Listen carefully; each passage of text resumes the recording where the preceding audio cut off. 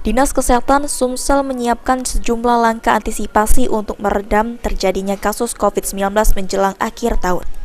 Menurut Kepala Dinas Kesehatan Sumsel, Dr. Trisna Warman, yang ditemui usai pertemuan monitoring evaluasi program dan penganugerahan top 9 inovasi pelayanan publik, bahwa saat ini kasus COVID-19 di Sumsel tidak ada. Namun demikian, pihaknya tetap melakukan antisipasi jelang libur panjang akhir tahun, yaitu mendorong cakupan vaksinasi booster untuk meningkatkan kekebalan tubuh.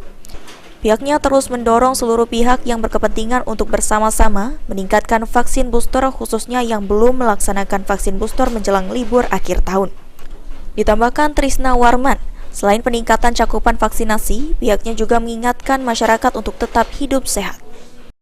Untuk COVID-19 kita sesuai edaran daripada Menteri Kesehatan, kita harus waspada terkait ini. Itu diharapkan yang sudah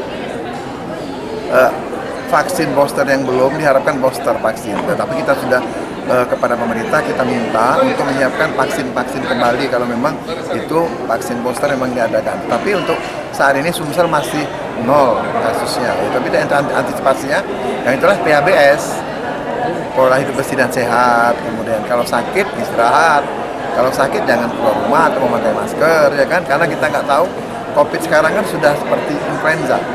Nah, itu. Jadi mereka juga yang mau swab itu udah males kan, mungkin udah bosan ya kan. Tapi insya Allah yang menderita di Singapura kemarin juga COVID naik, tapi mereka gejala biasa kayak. Aji Delia, PAL TV.